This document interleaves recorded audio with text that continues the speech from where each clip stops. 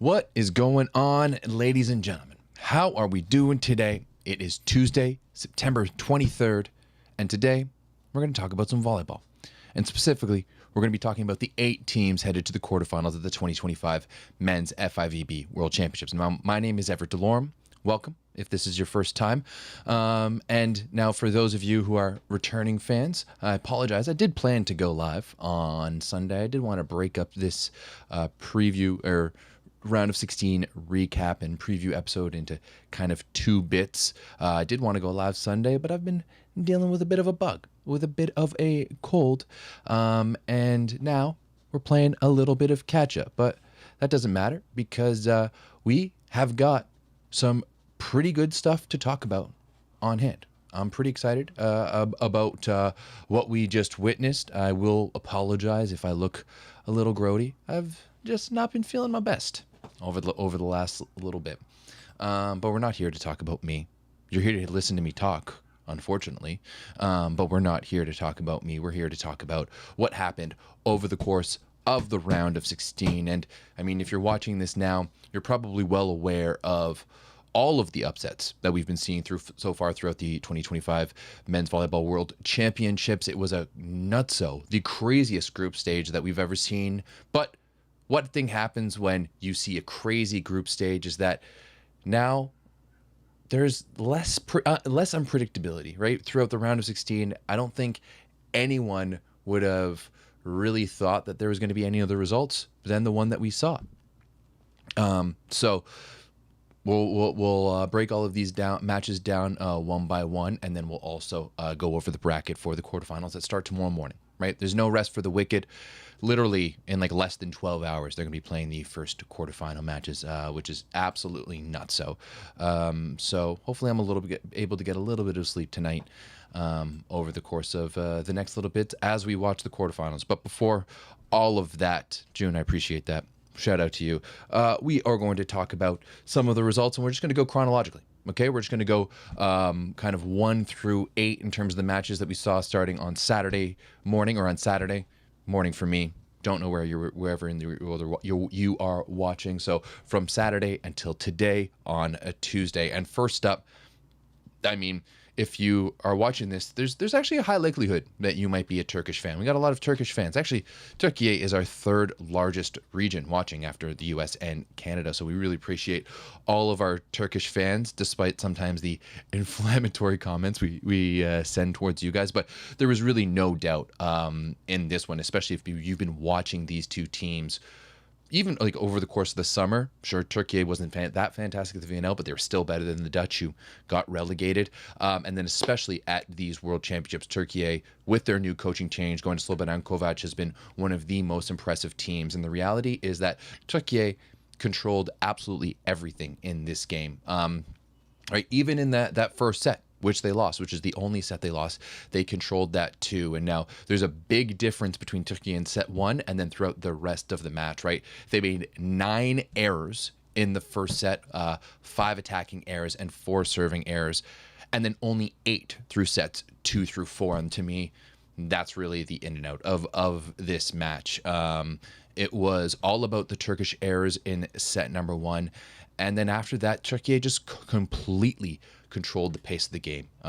From everything from blocking to serving to attacking, they were absolutely dominant. Right, they outblocked the Dutch 12 to 5, out-aced them 8 to 4, and now Turkey is actually the most physical team in the tournament in terms of just size and height that they have on their roster. And with their new coach, they've really implemented some really, really good blocking patterns, and in a 4-set match they absolutely dominated at the net. They had 12 stuffs and 15 positive touches, with at least every single one of their starters getting at least 1 block point. And on top of that, their side out was unreal, and their offense was absolutely cooking. Now they had 4 different players in double digits, and it continues.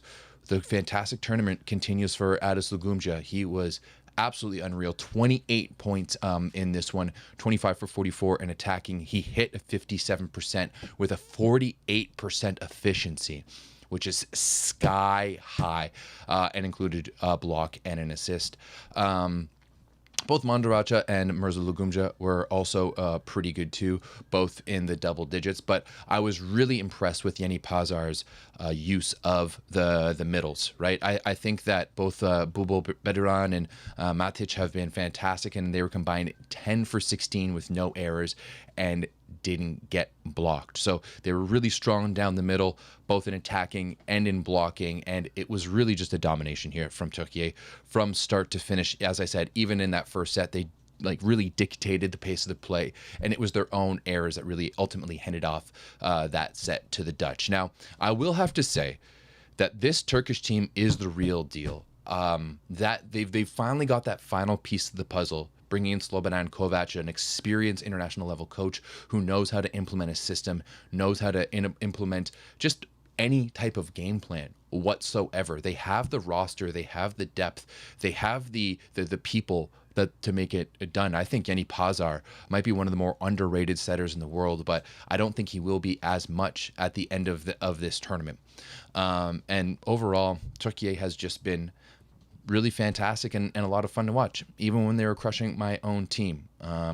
Before we talk about Poland, we will touch on the Dutch team a little bit. And I mean, they did take care of business to be able to get here, so that is a good move by the Dutch. We weren't really entirely sure if they were going to be able to do it, even in a pool alongside Qatar and Romania. But at the end of the day, they just don't have the firepower, especially on the left side, to be able to compete with these bigger teams. Now, I think that they started spreading out that offense quite a bit, especially Tom Coops has been played much better for this team here, of course, over the course of the World Championships, but he did have to carry a really big load on this one. He got 35 targets in serve receive, which led his team. He passed not too bad, 51% and 51% positive, 17% perfect, but also had 34 attack attempts. So a huge load there for Tom Coops. And now Michel Ayi continues to lead their way, or not continues to, led the way offensively for the Dutch in this one. He had 21 points, 20 for 43, hitting a 47% with a 30% efficiency and one ace. If there's one thing to say, the Dutch really know how to develop those opposites, right? If you're looking at Namir, if you're looking at Vorta Termat, if you're looking at Ayi, who's going to go play in Korea this year, those are three guys who know how to put the ball away. I do think that Benny Toenstra really struggled to stay efficient. I know. Only 9.7 for 22, hitting a 32% and with a 5% efficiency. And overall, the Dutch outsides just struggled. They were 20 for 56 overall, which is not going to be good enough to get you on to the quarterfinals. But I do think that overall that this is a win for the Dutch, right? You managed to make it to the round of 16. There was maybe some doubts. Sure, they did have an easier pool, but they took care of business, and you don't control the pool that you have, but you do control how you play, and they took care of business when they needed to throughout this match. Now, another one that you could have watched the watch along here, along with me in the round of 16, Poland, of course, taking down Canada 3-1. It is the end of the run for my Maple Volleys, unfortunately, although really not that surprising given the fact that we've never beat Poland since at least 2006, but maybe ever in an official FIVB competition, which I honestly think they're the one few teams that Canada hasn't beat overall. And I do think that Canada did a pretty good job at staying with Poland throughout set 1 and 2, and they were able to manage their errors a little bit. As you'll see here, 35 errors for Team Canada in this one, 22 from the baseline, 13 attacking. Not the best day for Team Canada on that side of the net. However, I did think that Canada did a really good job in sets 1 and 2 of just staying close to Poland and staying in that match, especially in the second set. They were right there, managed to pull in at the end and take advantage. But unfortunately, that's kind of when we woke up the beast a little bit. That's when we woke up what I think to be the best team in the world right now in Poland. That's when they really notched things up and just really started dominating. We saw them spread the ball really, really well. And, they really didn't need to go to one guy. Canada was putting some decent serve pressure on, but then also missing a ton. So it was a really, really even offense. Semeniuk was 15 for 25, Leon was 10 for 22, and Kurek was 13 for 26. So you have all three of their outsides getting anywhere from 22 to 26 attempts attacking. That's huge for a Polish team that is looking to get everyone going moving forward throughout the match. And I did think that it was an absolute vintage performance by none other than Kamil Semeniuk. Semeniuk reminded me of his Zaksa days when they were winning Champions Leagues. Just really efficient, just taking the shots where he needed to, staying really calm out there. He had 18 points, 15 for 25, hitting 50% with a 48% efficiency and 3 blocks. To be honest, I really see him as a starting P2 alongside Leon. I just think that he brings a level of calm and a level of ball control. Like, we know he knows how to win. We know how he knows how to get the job done. Like, we saw him win at Zaksa. We saw him win now with Perugia. I really think that Semeniuk has to be the P2 out there, and this is no shade to Tomasz Fornal or even Arthur Szalpuk, who we've seen pretty much not at all throughout this tournament. But Fornal is more of a P1 type, right? He's more of a guy who wants to take a lot of volume in attacking, and the reality is with this Polish team, we all know who the number one offensive is, and that is the legend, Mr. Wilfredo Leon. So I thought this was a fantastic match by Semeniuk and just a well-managed match by Poland overall. Semeniuk even talked about in his post-match interviews that they're still improving and still not finding their best game, which I honestly think is a really, really good job. A really, really good thing for Poland, right? You don't want to peak too early, and especially with the teams that they've been playing so far, they haven't needed their best game. Now, that will probably come. That's definitely going to get harder for them in the quarterfinals, and then maybe potentially if they get there into the semifinals, but we'll talk about that in a second. But overall, fantastic match from Poland. They were super strong. And I will talk about my Canadians a little bit. I think, after this tournament is done, we'll do a summer recap of everything that we saw. But this man right here was really, really, really good. A superb bounce back game from what we saw against Turkey. 20 for 35, hitting a 57% and a 46% efficiency with 2 blocks and an ace. I do think that last thing, though, on his serve needs to be a little bit better. 6 errors, which was a team high, although everyone was missing him in this match. So it really didn't matter all too much. I thought Show was outstanding. It's watching him play in this tournament, and especially this match, just proves to me, and it should have proved to everyone, that Show is still a legitimate elite opposite option, and that he can play up against anyone, right? Sure, he did not have the best match against Turkey, but he bounced back fantastically. 23 points against what is one of the best teams in the world, against one of the biggest blocks in the world, and also kind of led Team Canada in digs as well too throughout this match. So just a really good overall showing by Siobhan Vernon Evans. I did think that Canada struggled on the outside. We started Hogue and Heslinga. Neither of them found much success. Hogue was 6 for 20, hitting a 30% with a 0% efficiency, and Heslinga was a 3 for 9 with a 33% and another 0% efficiency. But that does mean that Jackson Young came off the bench in the first set, and then I thought he did an outstanding job. I've been really impressed by the way Jackson has played all summer long. He had 12 points.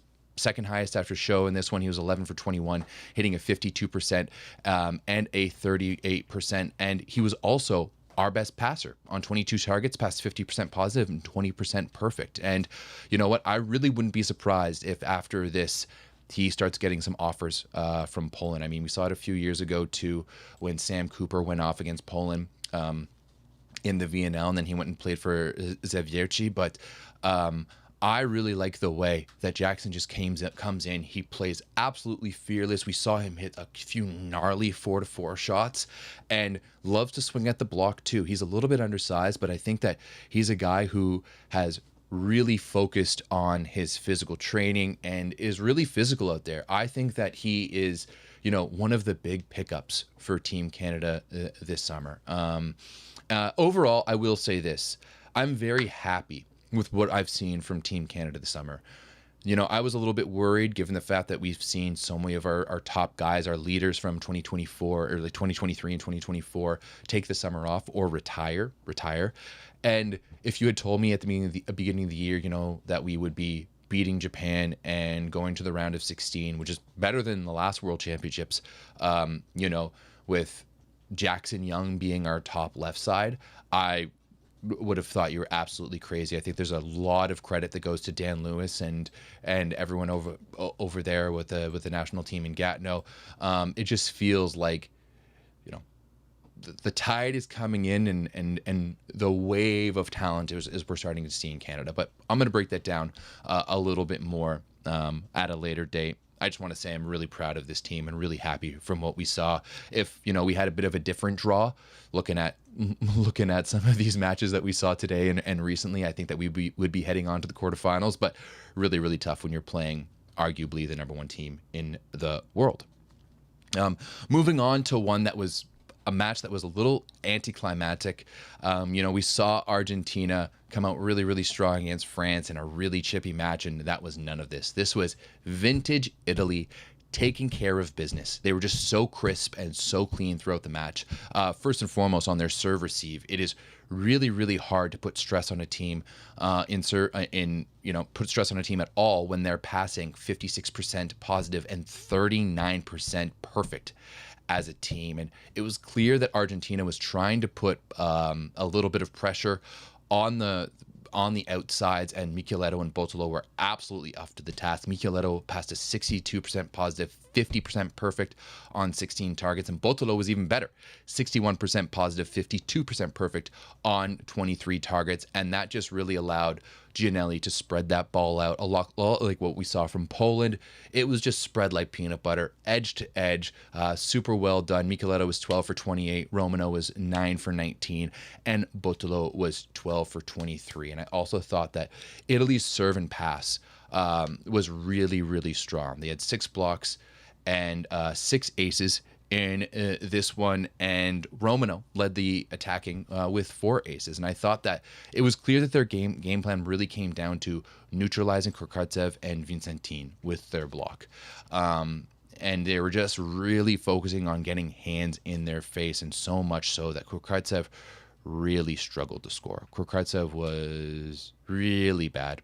I forgot to write down what his number was in this one. But I think over the course of the past, 8 sets, the past 2 matches, Kurkartsev, he must have been injured or something, because he was a combined 10 for 40 in the past 8 sets against France and Italy. Just really not good enough at all for Kurkartsev. He did block pretty well, which is kind of one of his saving grace and probably why they kept him out there instead of Gomez, who's still quite young. But it was very, very clear to me that Italy's game plan was just all about shutting down Vicentin. And I mean, they didn't do it. Vicentin still had a pretty decent offensive match, but it was clear that they were going all in on those 2 players. Like, it was going to have to be Polonsky in the middles who beat them. And the reality is I think that Argentina needs a little bit of that grit, right? There's 2 ways that they're going to beat you. One, they're going to outskill you. And against Italy, that's just not going to happen, right? Argentina is a very, very, very skilled team. But against Italy, that doesn't happen. Italy is arguably the most skilled team in the world after Japan, when Japan is at their best. And the other side is that Argentina can get really scrappy. They can get really chippy. They can be in those intense situations. And that's why you see them in a match like France, where they're trying to incite a little bit. They're trying to push you off the edge. But Italy is just known for their calm, cool execution, especially in a match like this. And they didn't bite into any of that. This match had just not the same flair as maybe we were expecting to, right? Italy doesn't play as hot and cold. They don't talk through the net in the same way. As I said, they just execute. Now, it is Marcelo Mendez's last event. He did announce his retirement from the Argentine national team after this event. It will be interesting to see where Argentina goes after this. De Checo will also be done. And I mean, we know what this team looks like. It's the team that we saw in the VNL. I just think it's going to be a little while till we see Argentina really be at that elite stage once again. Now, moving forward on to the opponent for Italy, and we will be getting a Belgium versus Italy rematch. And now, this one I thought was kind of one of the more intriguing matches in this tournament, or in this round, unfortunately, but it actually didn't end up being that. Finland held a lead at 6-2 early in the first. They were going after Sepe Roti on serve receive. He was really struggled in serve receive, and then they ended up taking him out for Matisse Desmet. And also Riegers kind of struggled in the first set. But Sam Daru was absolutely unreal. He was the guy that really led them on through that first set. And then after the first, it was just all Belgium. Daru's first set stats, he had 10 points. He was 8 for 14 with no errors. He had a 57% with the same efficiency and 2 blocks.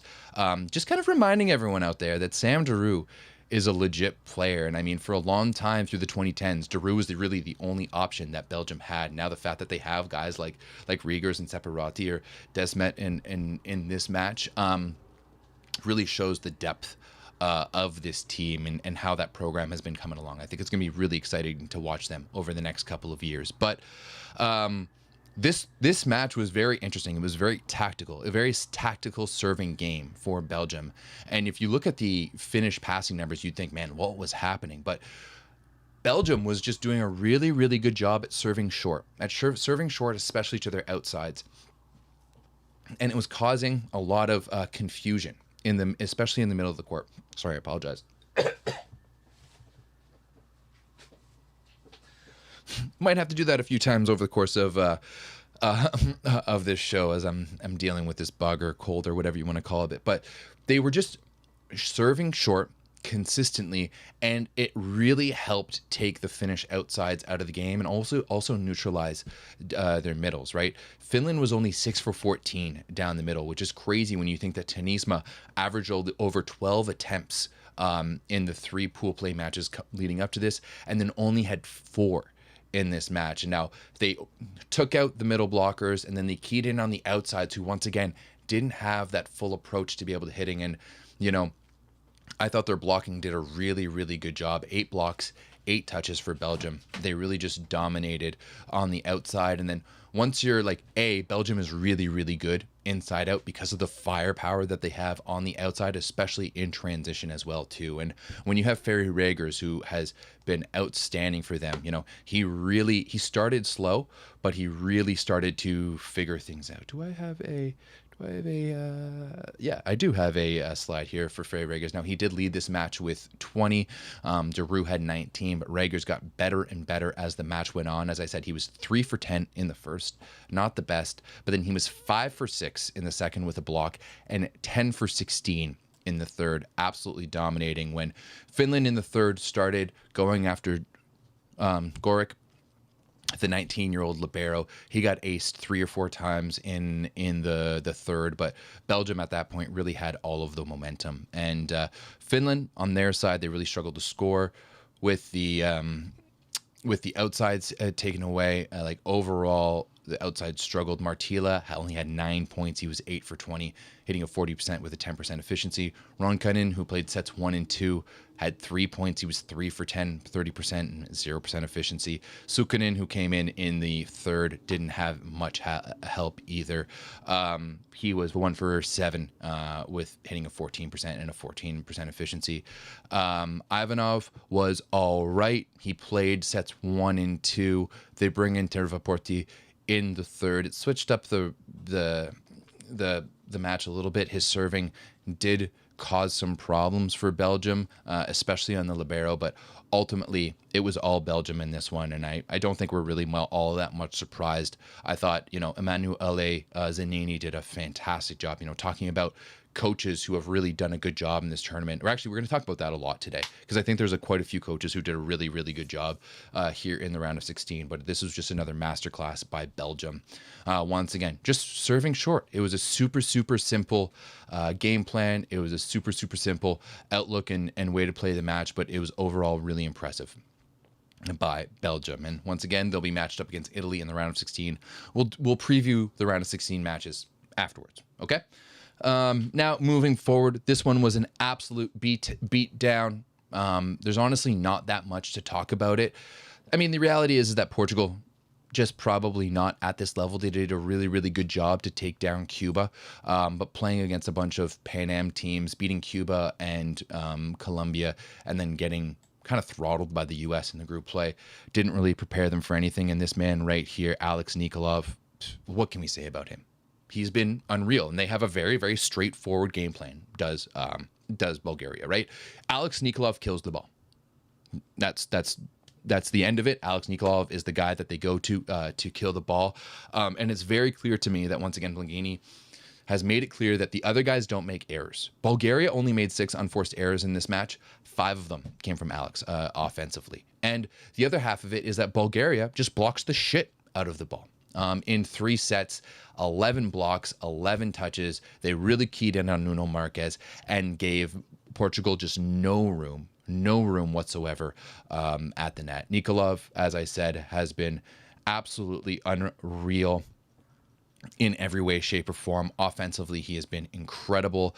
19 points, 17 for 31, hitting 55% with a 35% efficiency, 1 block and 1 ace. Alex got 44% of the team's offense in this match, just really being the horse for them out there. And I mean, he can handle it, right?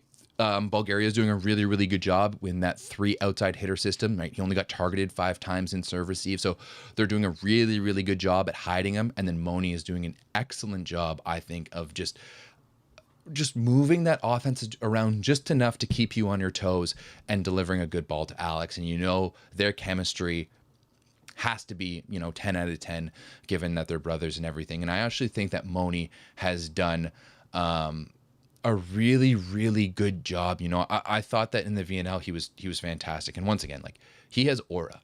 Like, Moni has aura. The minute I walked in to the stadium in Quebec City and saw him practicing for the first time, I was like, oh yeah, this kid's got it.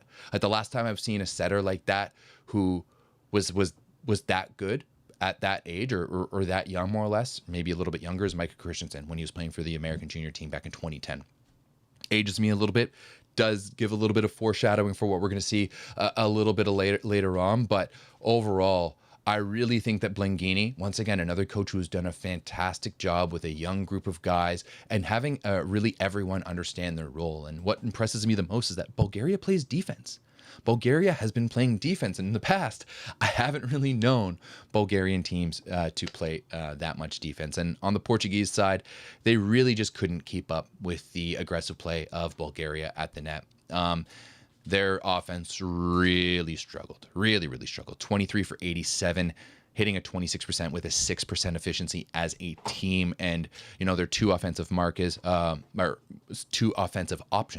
Marquez and so really struggled. 6 for 25, hitting a 24% with an 8% efficiency was Nuno Marquez, and then Lorenzo, 10 points, 6 for 24, 25% with a 12% efficiency. He also did get, I think it was 3 aces in a block, or 4 aces, I think, in this one. But ultimately, not that surprising for Bulgaria to be moving on. They've been playing some really, really good ball over the course of this World Championships, and unlike other teams, they had to get through a tough pool with Germany and Slovenia, and they continue to roll, right? That's 4 in a row for Bulgaria. I can't remember the last time Bulgaria won 4 in a row.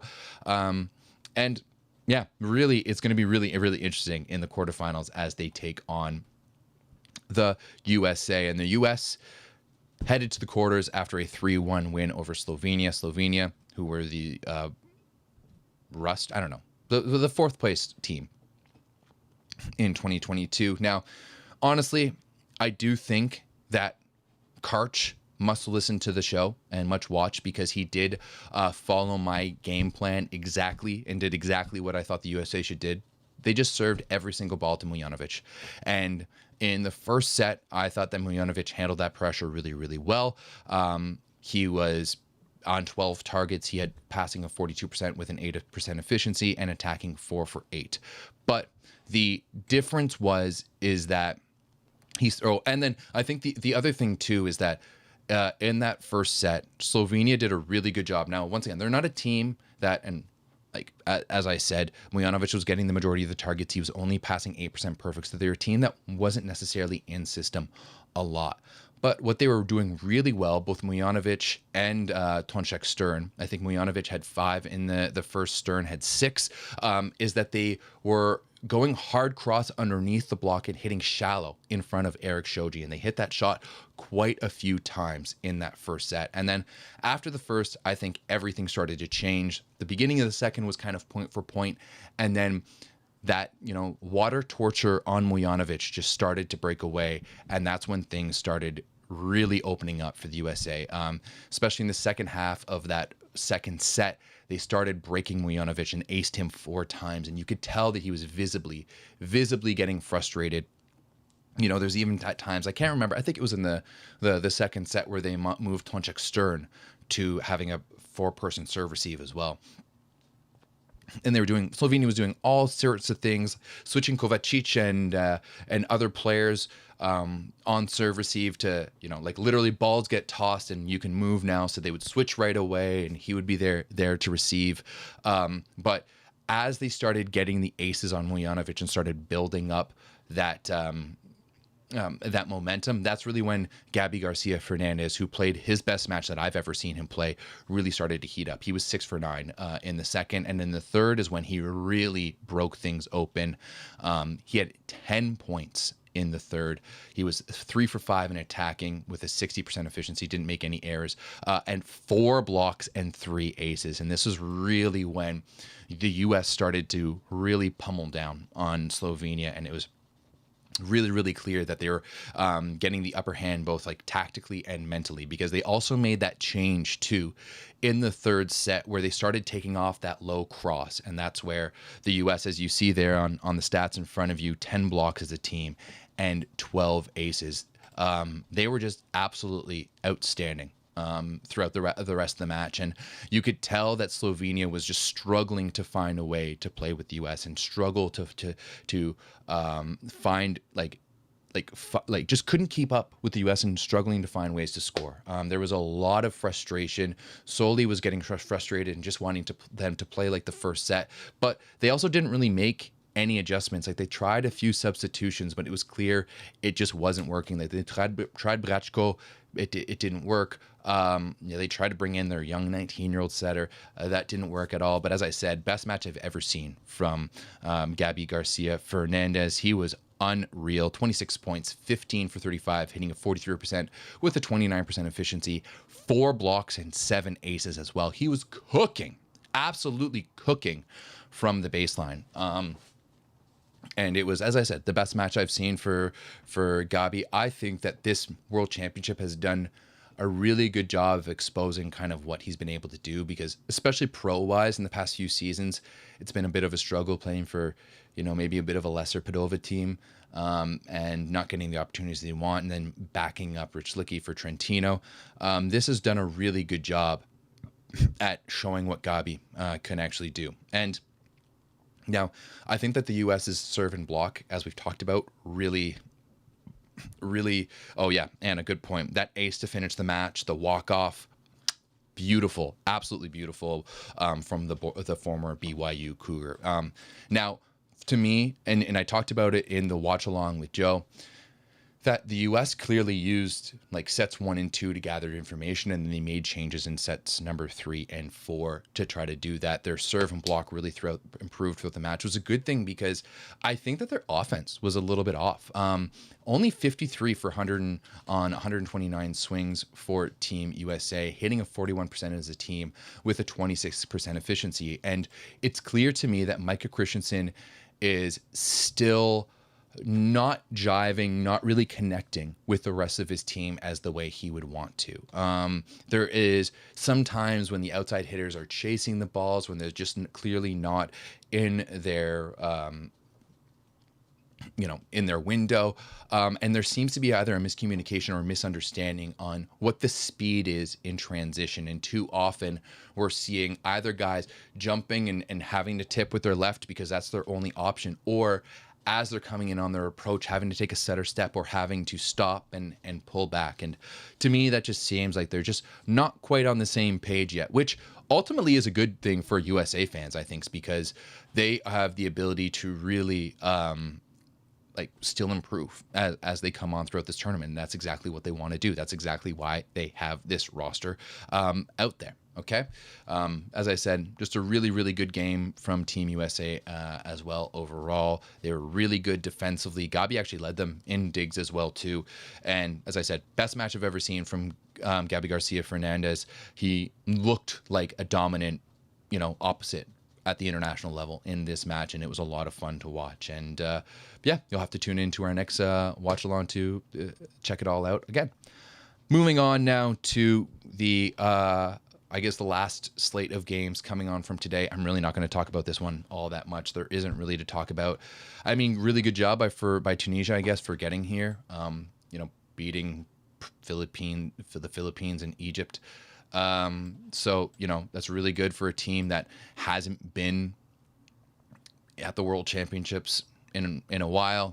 Got 5th at the last African Championships, but realistically, this match was just all Czechia. And I thought that they did a really, really good job at, once again, just spreading out that offense and not really leaning on Patrick Indra a little too much. They did have Lukas Vashina back, which I think is huge for Czechia, right? He really settles things down on serve receive. And, he's just a little bit of that veteran factor as well, too. He's a guy that's played in Poland and know what it's like to be. Indra on offense was really, really good. He had 14 points, 13 for 25, hitting 57% with a 43% efficiency and 1 ace. Same thing with Vashina. He was 11 for 21, 13 points, 52% with a 43% efficiency and 2 aces. And the same thing with Galibov, 13 points as well, 12 points, 55%. With a 45% efficiency. Really not that much to talk about this match. Once again, Tunisia got the win, and that's about it. And now finally, to wrap things up, I did want to do a watch along for this one, but I decided to save my voice and my throat for it. And it was also a lot of fun just to be chirping and chatting on the Discord, which I haven't been able to do for a few days because didn't really watch any of the games that run at 3:30 in the morning. So if you're in my comments and in my chat for the watch alongs and being like, oh, it's so disrespectful that you didn't do Bulgaria. And just give your head a shake. Absolutely give your head a shake. Know that time zones are a thing. And that, I can't always be live and I can't always be watching things. Okay. But this one, as the Discord was lovingly called the Ooga Booga I Hit Ball match, was really entertaining. Really, really entertaining. And that has no racist connotations whatsoever. It's just two teams who love to hit the ball really, really hard and really don't have that much detail in their game. And now I'm honestly a little surprised that this one went to 5. Iran erased in the third. They erased a 5-point deficit and really let them get it away to go take up that 2-point lead. But then they dominated in the 4th and dominated in the 5th. Hajipur continues to be really good for Iran. He was 22 for 42, hitting a 52% and a 31% efficiency. And the same thing goes for, Morteza, of course, was also really good, 23 points, hitting a 56% with a 44% efficiency. He was 18 for 32 overall. But then Haprast, sorry if I pronounced that improperly, came in. Poria was absolute dog shit, let's just say, in the first 2 sets. He was 1 for 9 in attacking, hitting 11% with a 0% efficiency. So they went to the bench, brought in Haprast, and he was really good. 16 for 33, hitting a 48% with a 36% efficiency. And Iran just not outblocked, but they did a really good job. 13 stuff blocks, 11 stuff blocks at the net. It was a really, really physical and emotional game at the net. Drazen Luberic really had to carry the load for Serbia as expected. And to be honest, I think Iran did 2 things really, really well. And as someone said in the Discord, that Iran looks quite unorganized for a Piazza team. And I somewhat agree, but I also somewhat disagree. I thought that they did 2 things pretty well, is that they kind of neutralized both Kujundžić and Peric on the outside. Peric really struggled, 9 for 30, hitting a 30% with a 13% efficiency. Where I thought he really struggled to was in defense. He plays defense like a scarecrow, just straight up and watching. And it really isn't any good. Kuyundžić did get better as the game progressed. He was 13 for 26, hitting a 50% with a 35% efficiency, with 3 blocks and an ace. But ultimately, Serbia just came down to how well can Drazen Luberic play, and it was clear, it was very, very clear that Iran was doing a really, really good job at focusing in on their blocking. And the other thing that I thought that Iran did fantastically, and big shout out to these are the match stats as you see, they were honestly pretty even overall. I thought Iran just did a much better job in offense as a team. They hit 50% and 35% as a team, as opposed to Serbia, who hit 45% and with a 26% efficiency as a team. So that to me was the big difference between these two teams, especially in the fourth and the fifth when Iran started to go with it. I mean, that fifth set, 15-9, was all Iran basically from the start. They jumped out to a 4-1 lead, and then they absolutely never looked back. But to me, one of the maybe unsung heroes for this Iranian team in this match has to be their libero, Hazrat, who was absolutely outstanding, led the match in digs with 10. And I'm not entirely sure if that also includes the amount of times that he covered this team. And that's where I think the other side of the Piazza structure is that Iran was like, Serbia is a big physical team, right? They've got some big physical blockers out there. It doesn't matter if it's Peric or Kuyundžić. Of course, Luberic is really good. Stefanovic, Nedeljkovic, all of the Viches, they're just really, really good blockers. You have Vich as your last name, as the end of your last name. Blocking is absolutely in your blood. And so the coverage and support from the Iranian team, I thought, was outstanding. There were so many times where Hazrat was keeping that rally alive, and I'm not entirely sure if it was like, sorry, I'm losing myself here. It doesn't really matter. Like, oh, sorry, I'm not entirely sure if covers are counted as digs. I really don't know what is classified as a dig in some of these stats, but I thought the coverage from Iran was absolutely outstanding. These are not teams who are known to throw and to chip and, push it off the block. It's all about swinging the ball hard, hitting the ball hard. Morteza can absolutely detonate. And I thought that this one was a really, really fun watch. It was a lot of fun in the Discord. I think Serbia did a pretty good job to get here, of course, beating Brazil, but Iran, in my opinion, is a better team. Okay, there's no doubt about it, to put it that way. And overall, congratulations to Iran. Sorry, 2 seconds. Okay. Now, as we've wrapped up the round of 16 matches, this is what the bracket looks like now. On the top right bracket, we've got Poland against Turkey. Bottom right, we have Italy versus Belgium. I don't think there's any doubt that, like, in my eyes right now, at least 3 of the 4, or not 4 of the 4 best teams are coming from that side of the bracket. But that's what we're left with, okay? On the other side, we have Czechia versus Iran. Funny. And then USA versus Bulgaria, which we've already got some people in the chat who are really, really hyped for that one. So I'm going to preview these all in just chronological order. Okay, goodness gracious. I did take my drugs a little bit earlier, but looks like it hasn't been helping all of that much, as I've been talking now for 45 minutes straight. Thanks for bearing with me here, guys. Now, first and foremost, we're going to talk about the first matchup on the docket, Italy versus Belgium. Oh, also, big shout out to VolleyPass for unknowingly supplying all the assets for this show. I kind of wanted to do them myself, but I just really wasn't feeling up to it and didn't really have the guts to do it. If you don't follow them on Instagram, they're a fantastic account out of Turkey. So much Turkish content out there these days, and they just do a really, really good job. So make sure you go and check them out. Now, to preview this match, it is the one match that is a pool play rematch. And now, I know everyone is really high on Belgium, and everyone's going to be like, oh yeah, like Belgium is going to destroy Italy again. And guys, I just don't know if that's going to happen. I really don't. I think it's really, really hard to beat the same team twice in one tournament. Okay. I think it's really, really difficult for you to beat a team twice unless you are significantly better than them. And there's a few reasons for that. Italy isn't going to take Belgium for granted anymore, right? They've lost to them once. They're going to have a bit of a chip of their shoulder. They're going to want revenge, and they know what this team looks like, right? They know who to key in on, and they know how to play against them. And they have, 2 more matches of information on this Belgium team as well, too. And there's also the point that, like, Italy's, like, their level of urgency will rise dramatically in this match, and they've gotten better as this match goes on. And, like, I was sitting with an Italian agent during the VNL, and it was clear to him that, there's some times where this Italian team just doesn't play their best because they're just not pushed, right?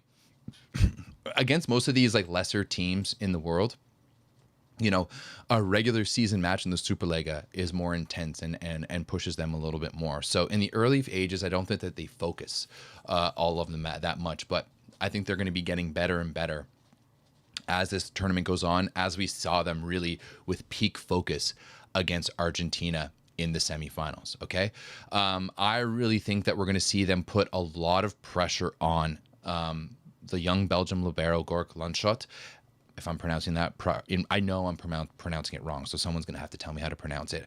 And then Sepe Rotti. We saw Sepe Rotti got taken out for his poor reception in the match against Finland, and Italy's going to want to recreate that once again. So he's going to have to be passing a lot better. Now, both of those guys are going to need to pass a lot better if Belgium is going to want to succeed in this match. There is no doubt about that. And then if Italy can put that pressure on, on the serve receive, it's really going to allow Italy to hone in on Giroud and Riegers with their block, right?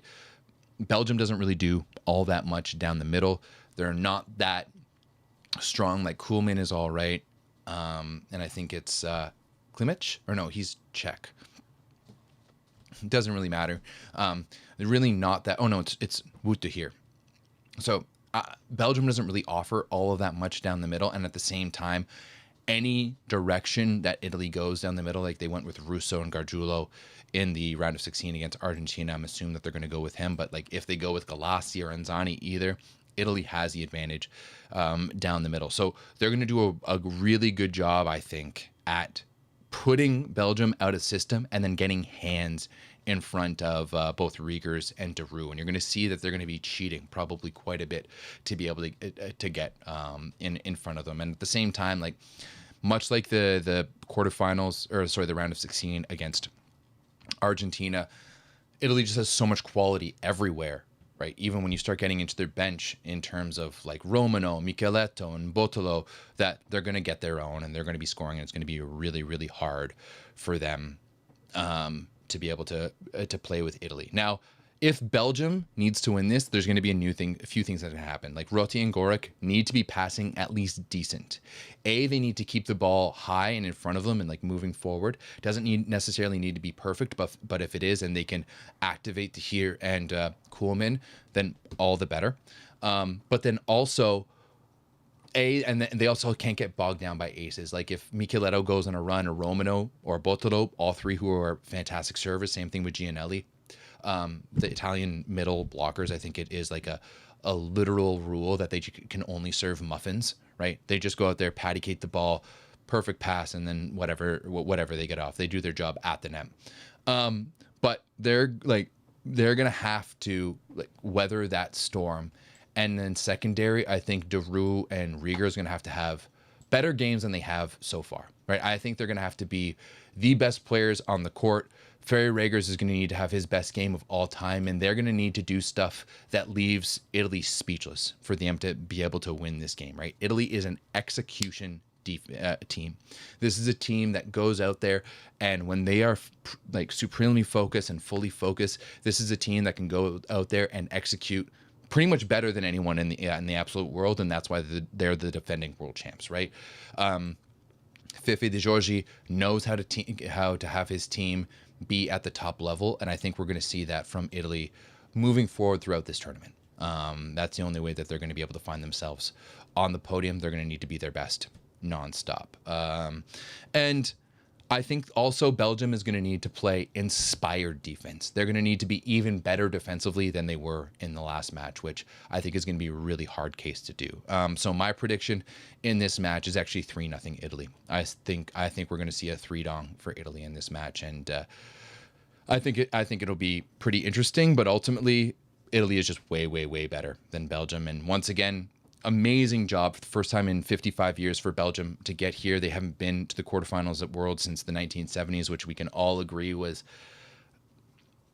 probably around high school volleyball level that adults were playing. You know, like if you go back to some of those videos in the 70s and like whether it's from like the 76 Olympics or whatever, like it was a different brand of volleyball altogether, and things were a lot different back then. Okay, moving forward to the other quarterfinal. Once again, we'll do a watch along for this one. Two of our biggest supporter groups in the Discord. Turkey against Poland is going to be one of the most physical game that we're going to see in this quarterfinal matchup. I absolutely can't wait for it. Big ups for the Turkish team to get here in the first place. You're going to see like literally the two most physical teams in the world. And now Turkey has played a lot of VNL teams, Japan, Canada, Netherlands, but they haven't played a team with the level of Poland. And this is going to be the true test to see how good they are. I think it's going to be a really, really interesting matchup. If you haven't yet, and if you're in the Discord, go check out Berkay's preview for this match. I think it's super well done. And as he points out, I think Poland is going to put a lot of pressure on Efe Mandaracha in the same way that we saw the USA put on Slovenia. Mandaracha is, he's a guy that everyone knows now because of his fantastic breakout season at Piacenza. And I feel like Mandaracha has actually kind of struggled a little bit offensively. He was pretty good early on, but since then has been kind of lukewarm, hitting a 44% with a 21% efficiency, overall 43 for 97 in this tournament. And I think that Mandaracha specifically will have to be one of the best players on the court if they have a chance to compete with this Polish team. I've been really, really complimentary of Bediran and Matic in this matchup, but when you're talking about them against Kokonowski and Huber, it is an absolutely different story, right? It is a complete different story. And Matic and Bediran are going to need to be really, really good, because I think that we're going to see Komenda really force it down the middle, especially with Kokonowski. Just because like they're going to want to be able to keep the Turkish outsides thinking about helping with the middle, right? Especially on that pipe ball too, because Leon and Semeniuk or Fornal or Shalpuk, it doesn't really matter who they have. They can all hit that pipe ball up the middle really, really well. So the biggest question for me is, can Poland turn it on? Like, can we see Poland's from set 3 and 4 against Canada rather than the Poland that we saw from sets 1 and 2 against Canada? Now, if they can, then I think this one is almost a done deal. I have a few like overall questions about this one, and they're all kind of on the Turkish side. Is first and foremost, can Turkey put this enough service pressure on Poland to make this an outside battle? And this one I think is one of their better possibilities. Turkey is quite a good serving team. Poland isn't quite known for their passing, but if they can get Komenda off the net and further enough off the net so that he can't force the middle into those gaps, run that stretch 31 or run that push with Huber or Kolkanovsky, then it's going to allow the really big and really good blocking team of Turkey to really get the job done. So that's going to be one of the questions. 2, can Turkey handle the Polish serve pressure? And this one is the one that I'm not entirely sure on, right? Both Mirza and Efe Mandaracha is going to be very interesting. Is going to be really interesting. Like, can they withstand like Semeniuk and Leon and Kurek in a really big match like this? Even like Huber and Kokonowski. Huber is a guy who has been averaging over an ace per set recently, or just under an ace per set, and Kokonowski as well is a really, really good server. So other than Komenda, you've got like 5 fantastic servers on this Polish team, and can they hold up to that pressure? I think they're going to do everything they can to stay away from Baraktar it will be very interesting to see if, especially Mandaracha, because I think he is the key to everything. Can he be dominant in this game, right? He's going to be going up against the best team in the world, two of the best outsides in the world, three if you're going to throw in Fornal.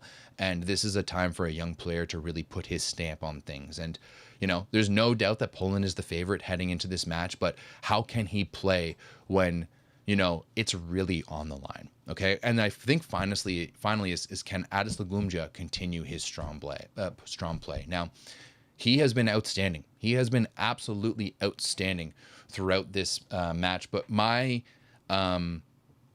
criticisms of Adis over the past few years is that he's generally been very, very good in the early going of the season, generally very, very good against maybe the medium teams and lesser teams, but then kind of shies away when it gets into those big moments against the bigger teams. And I did a breakdown of Lube last year throughout the course of the Superliga playoffs, and I saw that, you know, Adis is maybe sometimes limited by the amount of shots that he can make. And I don't think he's very mobile, as mobile as some other guys and as you know, they want to be. However, this is a very different situation, of course. You know, he's not playing in a Lube system, which required speed. He's playing in a Turkish system, which is very much designed to play around him. So it's going to be very interesting because Poland is one of the best blocking teams in the world. They've got a lot of size on that, you know, in their left side blockers with Leon and Semeniuk. Can he handle that pressure, right? There's going to be a lot of junk sent his way, no doubt about it. And can Turkey really handle the moment? I think that once again, they've had a fantastic tournament, but this is Poland that we're talking about. And Poland has something to play for. You know, we've talked about it before. Neither Leon nor Gerbic have ever won a world championship. And while this team has won a number of world championships in the past few years, back-to-back in 14 and 18, they're looking for another one to be able to go get it for two of the biggest names in volleyball, bar none. Now, my prediction in this one is pretty straightforward. I think that Turkey is going to be able to come out swinging really hard, and they think they're going to come out really aggressively. However, I think ultimately advantage goes to Poland, and I think Poland is going to win 3-1. That doesn't say that Turkey doesn't have a chance. I think they absolutely have a chance, but advantage has to be in Poland and then so on, and I would be crazy to say otherwise. Okay, now moving forward, we have this interesting matchup. Now, if you had told me at any point ever that there was going to be a quarterfinal matchup between Iran and Czechia, I would have laughed. I would have laughed in your face. And now Iran, I don't think is all of that crazy to be able to be here in our quarterfinals, but not this Iran, right? This Iran has been volatile. Without Amin, I'm not going to say they've struggled to score, but they've struggled to see that consistency. And as I said, I even expected them to win that quarterfinal or the round of 16 matchup a little easier. And they got here losing to Egypt, who didn't even make it out of pool, losing to Tunisia, and then needed a bit of a miracle in going to 5 against the Philippines. So this Iranian team is not the Iran that we've come to expect. And now Iran, in general, I think is one of the better volleyball countries in the world. As I've mentioned before, they've won 3 of the past 4 U21 World Championships. This is a very, very, very good program. And, you know, their growth over the past 15 years has been outstanding. Really, really fun to watch. But this quarterfinal matchup is so much worse compared to any of them. And I think it's going to be, I honestly think that this one is going to be advantage Iran. I think that this team is just overall better than Czechia and better coached as well. Now, Czechia has been really steady throughout this tournament, but they've also maybe been the benefactors of having an easier way. Like they got that one match that really, the one match that really solidified it for them was the 3-0 win against Serbia in pool play. And now that Serbian team was in match number 1 was not the Serbian team that we saw in match number 3 against Brazil. And it wasn't even the Serbian team that we saw in match number 4 in the round of 16 against Iran, right? That was a very lackadaisical Serbian team, as we can expect to be. And Czechia came out and played their game. And I don't think it's going to be as easy for them playing up against a very, very fiery Iranian team and a well-coached Iranian team here in the quarterfinals. And this is where, as I've mentioned, a lot of these Iranian guys have either been here on the national team and know how to play at this level, or they have won world championships at the U21 level, at the junior level. So whereas like Czechia in general isn't really used to being in a quarterfinals or anything really. So I think that this is going to be advantage Iran. However, when you have a player like Patrick Indra, I think anything is possible. And then B, the other side of that is that Iran is very volatile.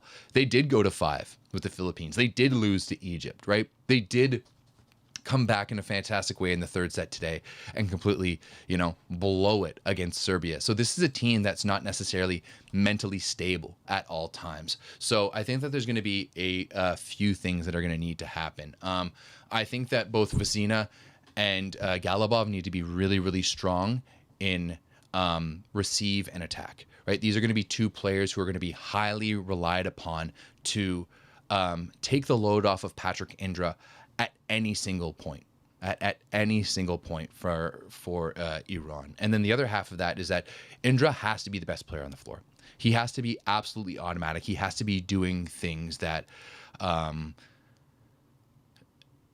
I think he needs to be doing things that kind of no one else can handle, and he's going to need to be leaving Piazza looking like what do we do? What do we do to need to stop this man? And if they don't do that, I think that they're going to be able to really overwhelm Czechia with their aggressive offense. Like we've seen, especially in this match today, they've got options everywhere. They've got absolutely options everywhere. All of their wings, Iran has guys that like to swing really, really hard.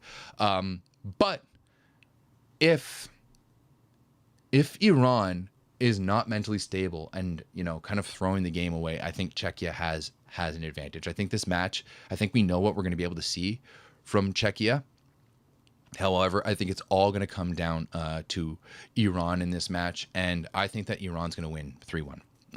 Unfortunately, I think once again, it's a fantastic job by Czechia to get here, but ultimately for Iran, I think that they're just a better team with more experience, more talent, and they're way better coached. Of course, Piazza's my guy.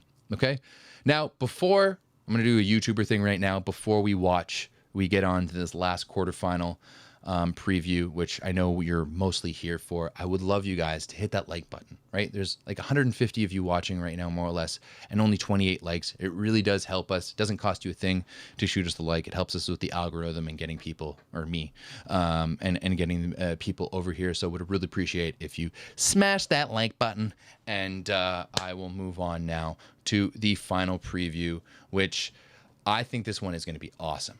I think this was, in so many ways, that this is a volleyball world wet dream, having these two players over here. But I also think that this is a fantastic job and a fantastic way for USA Volleyball to promote their men's team. And I really hope, really hope that USA Volleyball in general jumps on this opportunity. And there's a few reasons for that. Now, USA fans in general don't really care about international volleyball. They care about the NCAA. And they care about the Olympics, right? Anything in between is not that much, especially on the men's side. However, Moni reached another level of stardom that we've never really seen in indoor men's volleyball in the NCAA. Is it brother Alex wasn't able to do that? Taylor Sander wasn't able to do that. Micah Christensen wasn't able to do that. None of these guys in the NCAA have been able to bring the level of attention that Moni did. Like, he was a traveling circus. I've talked about it before.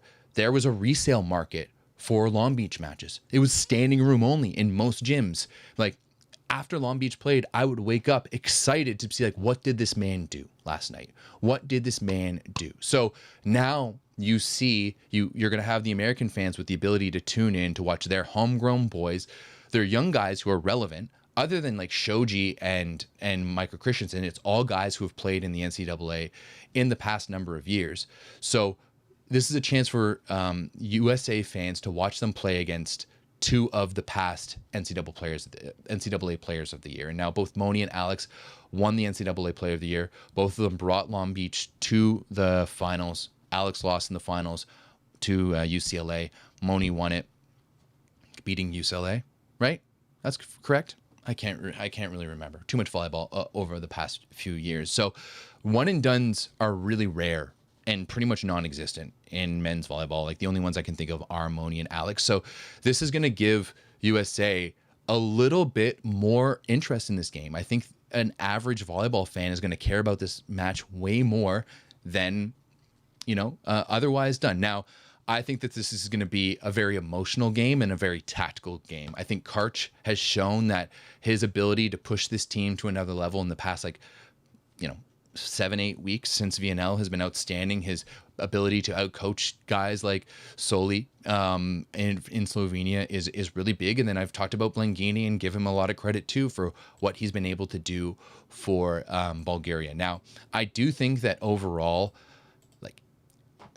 it's really tough to say because USA, I think, has more overall talent, especially at the setting position. Once again, no knock to Moni. He's been fantastic. But we're talking about an 18-year-old here, 19-year-old, going up against Micah Christensen, one of the best setters in the absolute world. So I think there's going to be a few things. One, I think Karch is going to focus his entire game plan on Alex. And he's the best scorer in the tournament. He's the top scorer on the team. You have to do that. You have to game plan around one of the best players. And that's just how you're going to have to do it. Okay. I know that they're hiding him in serve receive and kind of doing some funny things. However, I think that even though they're not going to be able to find him in serve receive, I wouldn't be surprised that in any out of situation, tip the ball to Alex. Tip it short, make him step up, play that ball a lot like we saw Belgium against Finland. There's that part. And then the other side of it is that any free ball situation, you want to give that ball to Alex, especially when he's in the front row. You want to give it to him short, make him pull it up so that the Americans can kind of camp in on him and clamp on them. Okay. The other outsides are going to need to play fantastic, whereas it's Antanasov or Asparuhov. Those guys are going to get their swings and they're going to need to convert if Bulgaria wants to win this one, right? It can't all be Alex because of the attention that Alex is going to be getting. There's no different than in the NFL and you have a wide receiver who through weeks 1 and 3 has been outstanding. And then you pick him and you start him on your fantasy team and then he gets nothing because he's been double coveraged throughout the rest of this match. I think that's going to be a lot what we're going to see for Alex. So if Bulgaria is going to win this one, Alex is going to get his. He's still going to lead this team in scoring, and he's going to show. I think this match is going to really show how elite of a scorer he actually is. Can he get the job done with all of the focus on him? I think that is going to be one of the big questions. And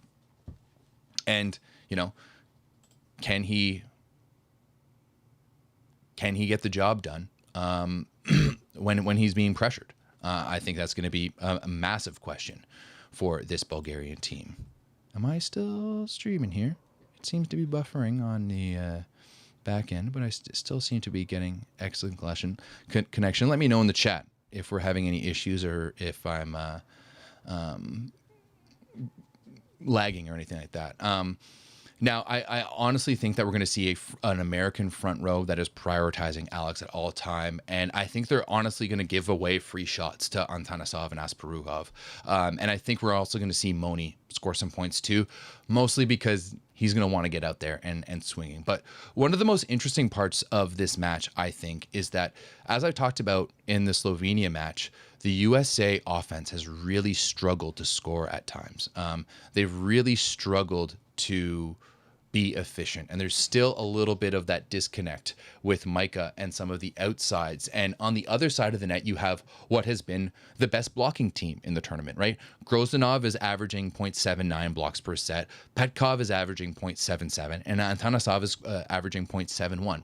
All of them are in the top 10 for blocks. And now the US has been getting blocked quite a bit. And their offense has struggled to get it done. And Slovenia, who is a really good blocking team, but not quite as good as Bulgaria at the moment, was all over the US with blocks. They blocked them 10 times with 12 touches. I do think that is going to improve. You've got one of the best players one of the best setters in the world in Micah Christensen. And I know that he's going to be able to figure things out.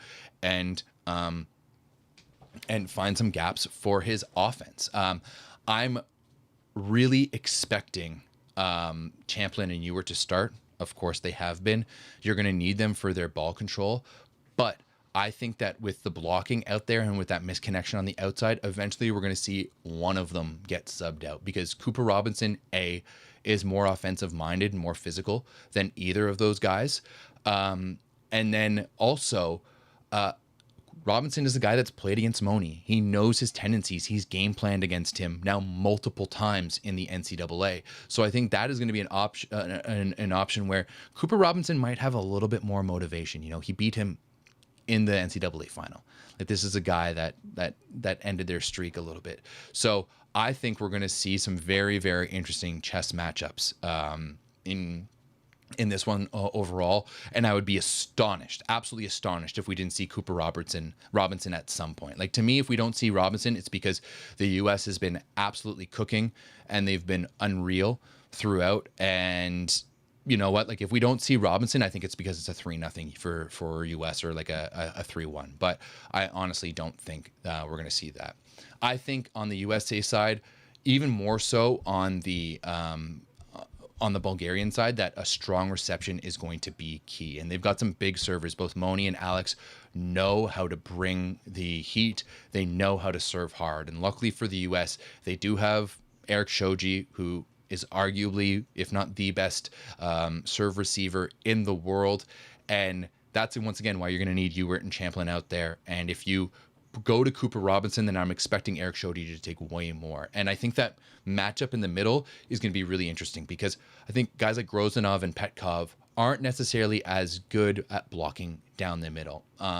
Especially, I think we're going to see a lot of different routes from Jeff Jendrick. I think we're going to see him, you know, cutting and slashing and kind of opening up some gaps on either side of the middles where they have the ability to swing away. And I'm also going to be very interested to see how Langini matches up, like who he matches up against Merrick McHenry, because I think if McHenry is paired up against Petkov, then there's a much bigger chance, because Petkov actually isn't that tall. Like, I'm 6'3", and you can go check out my interviews with him from Quebec City, and he's not that much taller than I am. I'd give him like 6'6" at most, and McHenry is a guy that is going to be able to play above that. But if he's up against Grozanov is a big physical guy who like blocks really well, who's an elite blocker at a lot of levels, has done it well. The Superliga has done it also well now in the Plus Liga. And I'm going to be very interested to see how McHenry can handle that big one-on-one block in front of him in Alex Grozanov. So I think that passing is going to be key to like, you have to set the middle. You have to establish the middle so you can establish the pipe, right? No one is going to bite on that pipe if you're not setting the middle. So I think is going to be huge for USA if they can pass well and keep their middles involved, and then that's going to allow them to open up that offense way more, right? Bulgaria hasn't played against a setter with the quality of Micah Christensen, and it's going to be interesting to see that matchup a little bit there. And I also think that USA needs to be way, way, way better in transition, right? Alex is a guy that terminates. Nikolov is a guy that terminates the ball, and they're not going to get as many cracks as they can, I think, in transition as they did against Slovenia. Okay. I think this is overall going to be a really, really interesting tactical match between two really, really good coaches. I'm very interested to see what happens over the course of this match, but I also think it's going to be a huge emotional battle, right? There's a lot of familiarity there with Alex and Moni. Dominating the NCAA the way that they did. They were both players of the year. They were both one and dones. They both brought Long Beach to the final. And also, like, this match is hands down going to be the highest attended match. The Filipinos love both of these teams, and I think that we're going to see competing factions of fans cheering for both these teams, which I think is going to be absolutely awesome. And I think there's going to be a lot of media hype around this matchup too, right? It's going to be the last match of the quarterfinals. Whoever wins this match is going to be the last one to determine who goes to the semifinals. And both teams know that there is a massive, massive opportunity when looking at the other quarterfinal on the other side of their bracket, right? They know that, like, for Bulgaria, it's a massive opportunity to get back to a medal for the long time. And for the U.S., it is a massive opportunity to do something really special with a group that no one really expected them to. So I think that there's going to be a lot of emotions in this match, and that's why I think we're going to see maybe some sloppy plays at times, but I don't like. I think that this is going to be an absolute banger, and ultimately, for my prediction of this match, I think that U.S. is going to win this one 3-2. I think that overall they're the better team, and that they just have a little bit more firepower. No, actually not that. They don't have more firepower. I do think that Bulgaria has more firepower. Alex is just way better than anyone that the U.S. has, even with Gabby Garcia playing the way that he did in that last match. But the American system and Karch coaching them, I think, is ultimately going to be able to prevail in this one. But regardless of what it is, I think it's going to be a banger of a match, and you bet your bottom dollar that I will be doing a watch-along for this match. I will try to be live. I will definitely be live and be doing a watch along for Turkey Poland. Berkay has graciously agreed to join me, which will be awesome because we'll both it won't be as combative this time, and I'll be a little bit more neutral, whereas Berkay is going to cheer for Turkey, and then I'll also do another watch along for this USA Bulgaria, and I'll see if Joe wants to join me again. And then I'm going to try to watch the other matches live as we scroll back here and look at this bracket. I will try to watch these matches live, but once again, haven't been feeling the greatest. The next match is at 3:30, 7:30 here right now, and part of me wants to sleep. Okay, and then I'm just going to talk about a little bit of the rest of the tournament too. We do have the semifinals going down on Saturday, which unfortunately is a bit an issue for me because two of my best friends are getting married on Friday night. So the likelihood of me being up for that first semifinal, whatever it ends up being, is actually pretty high. However, I will not be in a coherent state to even be in the Discord. I will fully share with you right now. There is no way for me to be streaming, and I think that the semifinals as well, that 8 a.m. one, there's absolutely no way. I might just be going to bed at this point. I might have getting to bed beforehand. So unfortunately, I don't think I'm going to be doing a watch along for either of those matches either. But I will be back to do a watch along for the final on Sunday, which I'm excited about because I missed my opportunity to do that for the women's when I was camping. Okay, so that's what the next few days is going to look like. I will do another quarterfinal recap after the matches on Thursday, similar to this, and then we'll wrap things up, everything up on next Monday as well. So get ready for another live on Thursday, and then we'll do a watch along. We'll do a watch along tomorrow morning. We'll do a watch along on Thursday morning with another live later in the day on Thursday. And then we'll do a watch along for the finals on Sunday, and then wrap it all up on Monday or Tuesday, depending on how I'm feeling. Joe, I would do a drunk watch along, but I will be with a bunch of my buddies and friends who know nothing and care nothing about volleyball. And these are two of my favorite people in the world who are getting married. Big shout out to Matt and Bree for getting married this weekend. Brianna, the bride, is like my oldest longtime friend. We've been friends since we were little teeny tiny babies.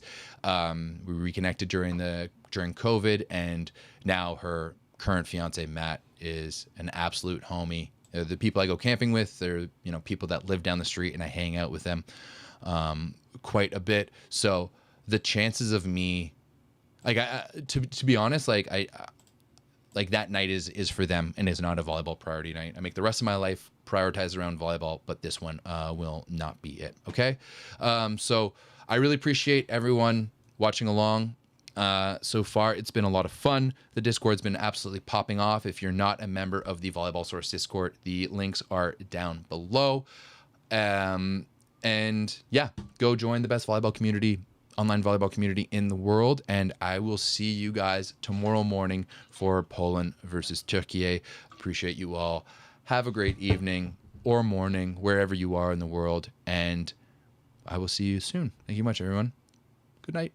Bye.